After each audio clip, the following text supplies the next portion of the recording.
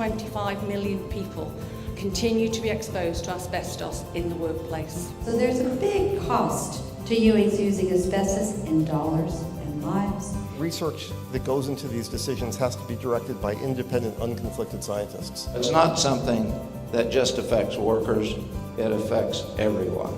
Saving one life is great, but saving many more is what I hope to accomplish. Making a profit off of people's pain and lives is wrong. We can't quit, not as long as there are hundreds of thousands of people still to be diagnosed. Ban the asbestos once and for all. Well, this has been an exciting morning so far. Now we come to our keynote speaker of the day. And it's my privilege to get to introduce two directors, former directors of OSHA. And the first one is Dr. David Michaels. Dr. David Michaels is here to talk to us about many of his experiences, but a few things I'd say about David is that Dr. Michaels is going to talk about how industry misled us. And his book, Doubt is Their Product, is very enlightening about how the industry took the science and the details and twisted them around, and it came out as sugar and cream when it wasn't. That's one point. The second point I'd make about Dr. Michaels is that he served for 8 years under the Obama administration as Assistant Secretary of Labor for OSHA, and it was under his watch that we finally got the silica standard out. So thank you, Dr. Michaels. Thank you, Dick. It's really an honor to be here. First, let me thank Linda for inviting me and for the leadership of the ADAO for all the great work you do. And really, it's an honor to be in the presence of so many mesothelioma warriors. And thank you for your advocacy and what you do. I'm going to speak not so much about asbestos, because I think people in this audience know a great deal, but I'll discuss it a little bit. But I want to talk about uncertainty. Now, in science, there's always uncertainty, and a lot of the presentations you heard talked about development and how we're learning more things. But on the way, there is always great uncertainty. But in addition to real uncertainty, which is something that the scientists in the medical world deal with, there's manufactured uncertainty. And this is what we see a great deal of coming out of corporations that need to defend pollution or the manufacture of dangerous products or dangerous activities, where they say the science is uncertain and we just don't know what to do or if we really have to do anything because there's uncertainty. And this is, I call the science of deception. It impacts science and how people look at science, and therefore, in many ways, it impacts our future. And it's impacting the health and the environment of everybody right now. And so I'm going to talk about that a little bit. So I think what's very well known probably in this crowd is how science and the scientific literature is shaped by firms that really are in the business of producing studies for litigation. And this was a piece published by the Center for Public Integrity using some important memos that went back and forth between staff at Exponent and ChemRisk, two important product defense firms. David Eagleman, who's in the audience, I know has also written about these same memos, essentially showing that Ford paid $40 million to create studies that went into the medical literature, in this case mostly focused on, of course, asbestos and friction products. And they dominate the medical literature because, frankly, from a scientific point of view, the ability of asbestos in brakes to cause mesothelioma or other diseases isn't a very interesting question. I mean, NIH and NIOSH and other agencies that fund research have better things to look at than showing one more use of asbestos causes mesothelioma. There isn't really much debate on that in most of the scientific world, in the independent scientific world. So given that, essentially what you see is the sort of overwhelming of the scientific literature by studies that really are being done which have the answers already essentially cooked before they start, which is that exposures are low and they're not causing asbestos disease. So I wrote a lot about that in my book that Dr. Lemon mentioned in his introduction. Just to summarize the thesis very briefly is tobacco is the model. When it became clear that cigarette smoking caused lung cancer, which is really in the early 1950s, if not earlier, but there were 3 studies that came out in 1950. The tobacco industry had to do something. They were advised by James Hill of Hill and Knowlton to not say that tobacco is safe, that cigarette smoking is safe, but to say that the literature just isn't clear. We don't know. There's debate in the science. Of course, they would do everything they could to invent science that showed that cigarette smoking did not cause lung cancer. And eventually, because of many important lawsuits, there are something like 90 million pages of documents in the University of California, San Francisco Library online, where you could see exactly what sort of campaign they ran. And there's a famous quote that I used to title my book, which from a Brown and Williamson, which was a tobacco company executive, saying, here's what we do. Doubt is our product, since it's the best means of competing with the body of fact that exists in the minds of the general public. It's also the means of establishing a controversy. And they pursued this for a long time, this idea that it really isn't clear that the science has connected cigarette smoking and lung cancer. Maybe there's a genetic predisposition that makes people smoke and gives them lung cancer, and we really don't know. They could get away with saying that for a long time while saying, look, you could read the literature yourself. If you're a smoker, it's your choice. That all changed when the first studies came out showing that the spouses of the non-smoking wives of smokers were developing lung cancer at a higher rate. There were eventually studies of other non-smokers who were highly exposed to tobacco who developed cancer. And so that argument goes out the window because the choice question is no longer there. These are non-smokers. And tobacco had to really mount a different sort of campaign, and they hired a number of scientists, several of whom are still doing this work, showing that tobacco, side stream tobacco, environmental tobacco smoke studies really are not accurate. All sorts of things, and they held the line for a couple of years. Eventually, the tobacco industry came around and admitted all these things, and they sort of welcomed regulation only because they can control the market in the future, and that's a different discussion. But that's the model. I call it the Enronization of science. You remember Enron? They had this accounting firm, Arthur Andersen, that essentially said everything they're doing is fine. It was a total house of cards. There was nothing behind it, but people sort of believed it. And that's really what goes on with these same sort of studies. Scientists get hired to defend products in the regulatory and legal arena. In fact, they call their work product defense.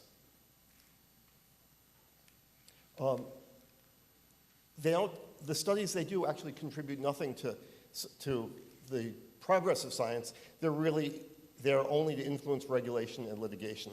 And of course, the science is questionable when you dig into it. But there is rarely examples where someone goes back and says, look, this was garbage. Let's go back and really look at this, because we're all looking forward and trying to move forward.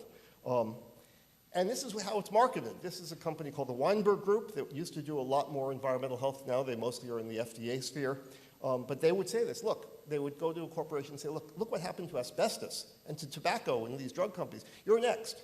Now, something happened to the asbestos companies for a reason, and something happens to tobacco companies for a reason. But what they call it, look, scare science and the loss of presumptive innocence. And that's a phrase to remember, presumptive innocence. Because in our country, we think in criminal procedures, people are innocent until proven guilty.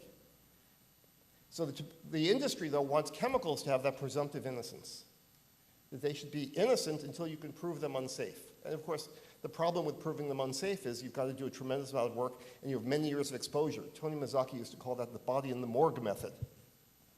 Of course, they're concerned about liability, and that's why they take this on. So I have a new book coming out with the same title as this talk. In fact, this is the first talk I'm giving from that, which you can hopefully buy next February in your local bookstore if you still have one.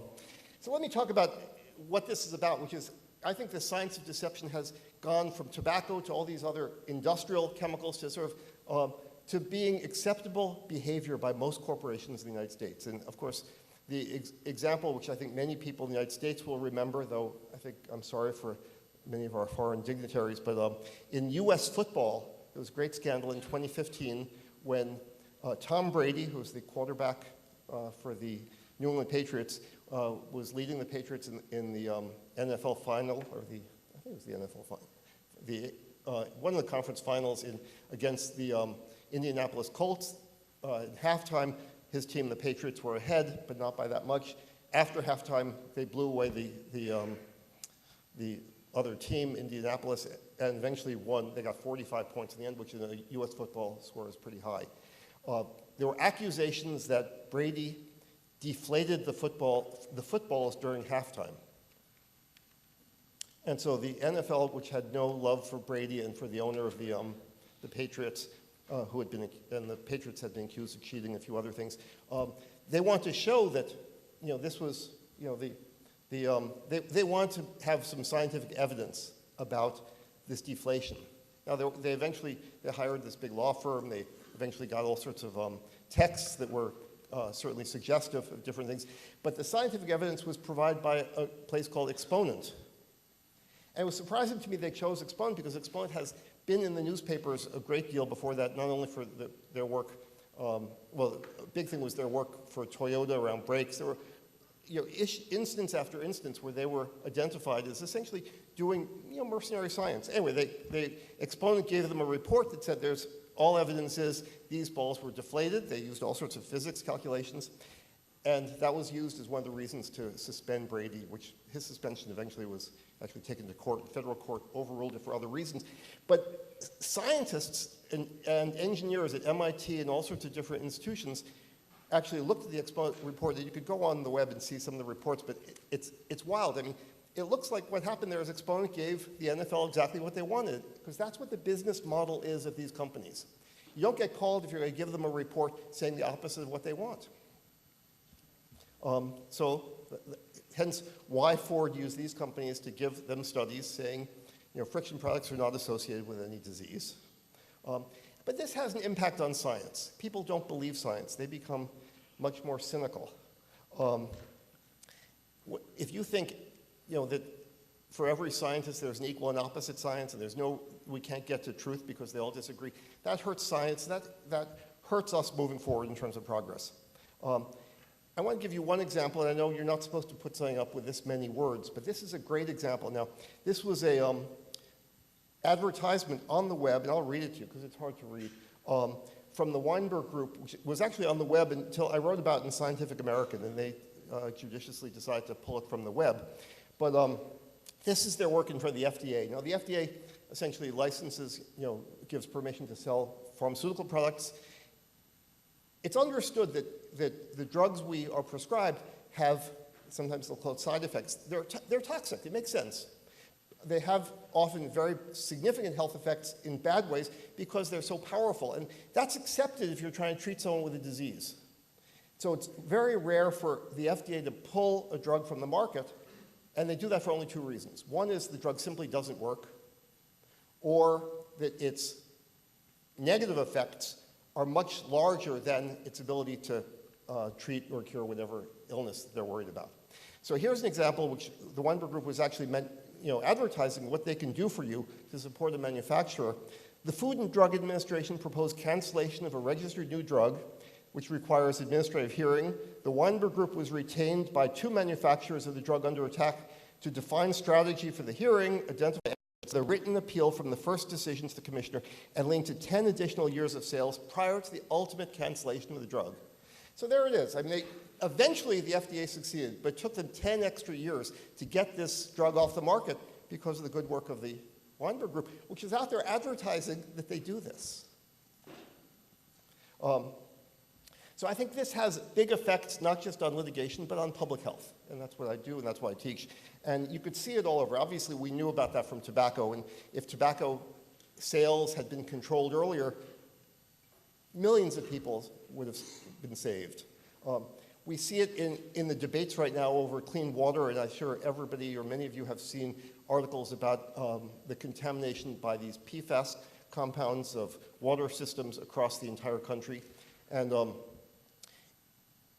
the history of first DuPont and 3M using these consulting firms to create studies showing that whatever the exposure to PFAS is in your community, it's safe, it's below the dangerous level. There are examples of that in West Virginia. The Gradient Corporation did that for 3M in Minnesota. Eventually 3M settled that case for $800 million, but not before they actually took this on. And here's the study, or the comments prepared by the Gradient Corporation on the, this was when the Agency for Toxic Substances and Disease Registry did a systematic review of immunotoxicity with 2 of these compounds. They essentially said everything ATSDR said is wrong. There's just no evidence that this causes immune function damage, which is, needless to say, not right. Those same people did a big report. This is a report for 3M in the Minnesota suit. You'll note it's prepared for the attorneys rather than for 3M, which means the background material, all these things are not subject to discovery. And that's a trick tobacco did and many other companies do as well. Now that case, they paid some money for this report, but 3M actually settled it for $800 million. I suspect there was something there, and perhaps this report was wrong. Clean air, and we see this constantly. It's getting worse and worse with studies being produced by some of these firms showing that the evidence on particulates is not powerful. Ozone. I mean, what's amazing is there's a world of literature with thousands of papers on these very subjects, and then they will sort of do a strategic literature review and say, well, it's just really not convincing. And I could give you example after example of that. Lead exposure in children, there's some very important studies that have been done showing there's really no safe level of lead exposure to very small kids. And the blood lead's way down below 5, there's even some effect, but these same companies, Gradient and others, work for the Battery Council International or the International Lead Zinc Research Organization, questioning those studies, showing that in fact it's okay if kids are exposed to low levels of lead, and that's very important in limiting costs in cleanup operations. If you don't really have to get the lead out, then you don't have to pay so much money. Talc, you heard from Dr. Moline earlier about some of the talc debate.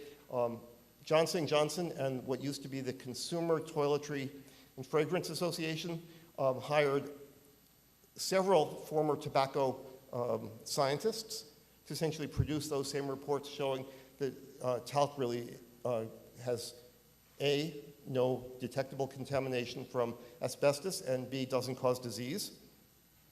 Glyphosate, and you're seeing that in the news every day now, showing that Monsanto has strategic reviews of the literature on glyphosate, saying it just doesn't cause cancer, to the point where several scientists who are on the EPA's advisory board that reviewed the material issued their own study. They went and did a meta-analysis showing, in fact, that glyphosate increases risk of non-Hodgkin's lymphoma by 40%. So it's everywhere right now to see the same approach. In some ways, the most striking example right now, well, actually, a couple more worth mentioning, the sugar industry. And researchers at University of California, San Francisco dived into those tobacco documents as well as a lot of things from the sugar industry, and they saw some amazing things. So in 1953, the tobacco industry sort of said, well, we've got to launch this campaign. And so January 1954, they put advertisements in every paper, every major paper around the country saying, we're committed to public health, we're going to start a research program. Well, that day, a guy named Robert Hockett wrote a letter to the tobacco industry. He didn't even know who to send it to, but he read the ad because he just retired as the executive director of the Sugar Research Council, and he describes how he did the tobacco needs help dealing with tobacco and lung cancer. Essentially, he did all those same things, showing that sugar doesn't cause diabetes or obesity and all these other things. And then, of course, he's hired by them, and he becomes the number 2 person at the Tobacco Industry Research Council. The sugar-sweetened beverage folks, and that's the American Beverage Association, Coca-Cola and Pepsi and others, there's a tremendous amount of literature showing that these beverages are associated with increased risk of diabetes, obesity, et cetera. So they hired Doug Weed, who used to be a very well-known epidemiologist who now works in many of these areas, to review the studies. And he goes, look, all these studies are very weak. None of them really, if you put them together, there's really no proof that sugar-sweetened beverages increases risk of these various what we see as sugar-related disease. And it's worth reading because the editorial in the journal he published that was about what he wrote was just scathing. It's interesting they accepted it, but then they brought in two very well epidemiologists to say, look, that paper is nonsense. The alcohol industry for years has been bringing in scientists to say that alcohol doesn't cause lung cancer, or that alcohol is only dangerous at high levels of consumption, which it turns out the epidemiology says that's not true at all. So I can go into these all at great length. I'm not going to. But you can see this is now everywhere. It's every industry. Their instinct is to do this. Of course, the Trump administration is eager to promote all these. This is, you know, they're singing their tune. And you could see this in some of the appointees. Bill Wareham is the Assistant Administrator of EPA for Air and Radiation, so he's in charge of air pollution regulations. I got to see him personal up close because after he was nominated to be Assistant Administrator of EPA, he also represented the industry in the lawsuit against OSHA's silica standard. So and the Labor Department was still defending that standard, so here was someone about to join the administration representing firms suing the administration. And so he got up in front of the DC Circuit with Merrick Garland being the chief justice of these the chief judge of these three-judge panel. And what he said about silica, he said, you know, it's not such a big deal. People are designed to deal with dust. People are in dusty apartments all the time, and it doesn't kill them. So he's the guy in charge of air pollution, controlling air pollution for the country. Michael Dorson, who set up an organization called Atara, which has been used by industry in so many areas. They would hire a bunch of people, scientists, to come together and come up with a sort of risk assessment that says, whatever the current exposure is, it's below the level of concern. They did great work in that regard. He did so much of that that there was really sort of a revolt against him when he was nominated by President Trump to be the Assistant Administrator of EPA for Chemicals and Toxics.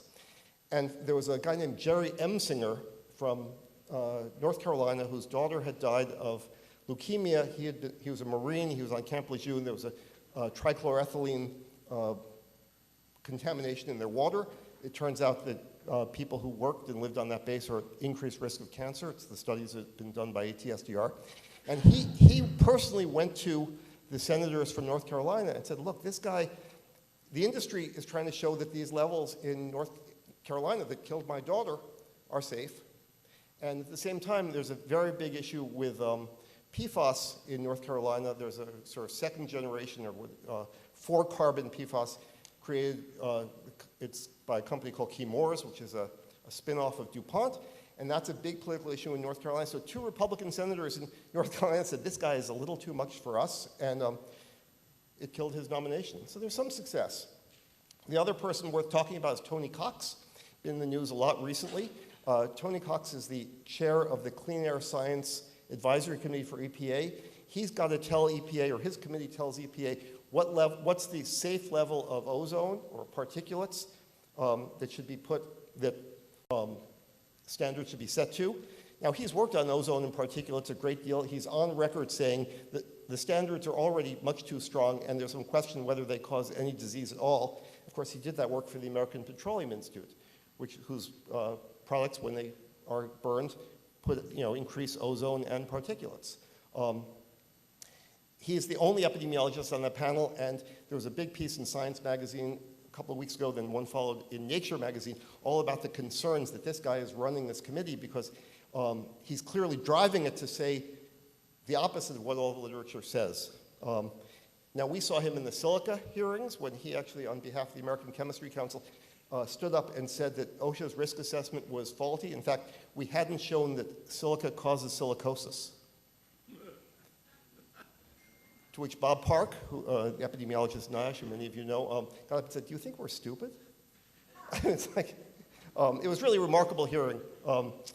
His arguments went nowhere, but that's what he does. He's done it for the American Chemistry Council. He's worked on benzene for the American Petroleum Institute. He appeared at MSHA's coal dust hearing saying that, raising questions about the relationship of coal, respirable coal and coal dust and lung disease. But the most interesting one, these scientists really will work on any issue. They've got a method. You can guess what I think of that method. And so Tony Cutts was brought in by Bayer, which wanted to market a antibiotic to chicken, to poultry producers to mass feed the chickens because it keeps their disease down. They grow bigger, faster, and you make more money. The problem is it increases the risk of antibiotic resistance in all of us. And so the FDA was looking at the different applications for these antibiotics. And the FDA commissioner actually looked at the testimony. This is a report from the commissioner, a final decision. And the quotes are, Dr. Cox's testimony lacked credibility and was unreliable. He intentionally misquoted published articles, and his credibility was such that his testimony was so unreliable it was inadmissible. And the FDA commissioner threw his testimony out. Yet he's the person chosen by the EPA to run the Clean Air Science Advisory Committee. So it's of concern this is going on. I think now is the time to be bold to respond to this. And I say that we're not going to be able to successfully change the rules right now, but I think the pendulum is swinging. And I think Americans certainly, and hopefully people around the world, are seeing that this sort of manipulation of science, this manufactured uncertainty, mercenary science, is unacceptable. And agencies should have a role in discarding, making that information inadmissible, and it has to be called out. And so now's the time to think about what we need to make sure we could create the science to be the underpinning of the regulations, the protections we need to protect the public health, safety, and environment. So I think we have to make it clear that research that goes into these decisions has to be directed by independent, unconflicted scientists. One of the things we did at OSHA, just on the way to that, was to say in our silica regulation proposal that if you're putting in comments, we would like you to tell us who paid for the comments, essentially conflict of interest disclosure. Now, those of you who have ever sent in a manuscript to any scientific or medical journal, you always have to fill out a conflict of interest disclosure. The government doesn't ask who paid for the science. And so we said we'd like to know that. We actually learned we couldn't demand it because you have to, by law, we have to look at every comment. But we said, decisions that go into regulations are as important as anything in the scientific literature, and people should know who paid for those studies. Well, that caused quite a storm. I got a letter signed by 14 Republican senators calling me down to meet with them. Say, doesn't that just discourage people from sending in comments? It wasn't difficult to fight them off, and Nature magazine had a big editorial supporting it. But I think there are demands we can make to say if the studies are being done for litigation purposes, you have to look at them differently. As part of that, I think it's very important to demand that polluters and producers of hazardous chemicals pay for the research. And that's true in nutrition as well, but they can't control it. And there are models to do that, and there are some better than others. The Health Effects Institute, I think, is a relatively good model. It has some great advantages. The money is half from sort of vehicle producers and manufacturers, and the other half from the government. There are some issues about some of the work they do, but twice they've been asked to be the sort of arbiter of important epidemiologic studies that industry thought were problematic. One was the big 6 cities studies that Harvard epidemiologists did that showed that particulates increase risk of premature mortality. Of course, the American Petroleum Institute hates that, and the auto industry hates that. And so they were asked to come in and do an independent evaluation of that. And the National Cancer Institute and NIOSH did a big study of the health effects of diesel exhaust in underground miners.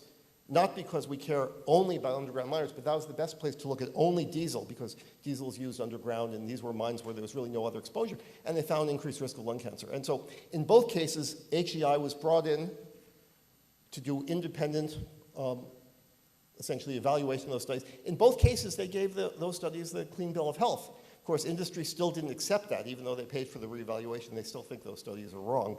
But we need to have systems where producer pays, not just for cleanup, but actually doing the research.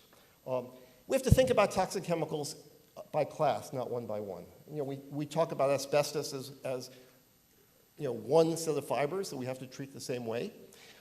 These PFAS compounds, there are more than 3,000 of them.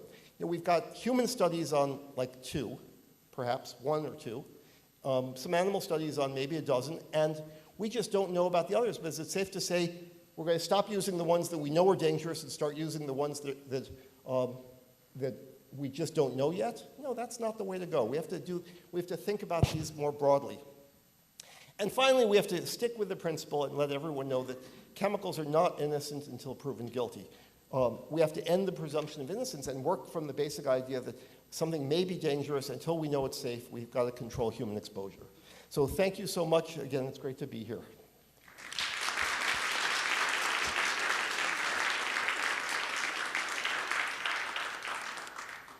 I just want to give you a good antidote. You mentioned an epidemiologist who happened to be thinking laser focused to prove that there was no association between talc and mesothelioma or any diseases. But what he did find was there was an association between asbestos and ovarian cancer. That's been report because that wasn't what they were looking for. Then sometimes it works to our advantage. Well, thanks. Question? Yeah, Steve Markowitz. So I think I saw on the cover of your new book, and also in that article that you showed twice about the Ford, and the Ford, this was the Center for Public Integrity, they referred to what these industry researchers do as asbestos science, right? But this is not science, right? No. Science is not, science is an open-minded inquiry where you don't predetermine the answers. So I wonder whether we need some language, a little bit more nuanced language, where we don't refer to what those products are as science. That's a great point. I mean, they're studies, but they're not science, in that they don't start with hypotheses and the traditional things we think about. I think that's a great point. I mean, that's not a question, but if people have thoughts on a different way to frame that, I think that it would be useful. We have time for one more question, Dr. Oliver. Okay, I have a comment. Another source of doubt that is used by industry is dose. Sure. We have to know the dose. We have to know the exact level of exposure at the time the exposure occurred. And of course, we almost never have that, whether it's in the workplace or whether it's in the environment. So that's my comment. And then my question is, do you think there's any such thing really as an unconflicted scientist? I mean, I think, in my mind, the critical variable is to conduct the research in a manner that cannot be criticized, that is objective.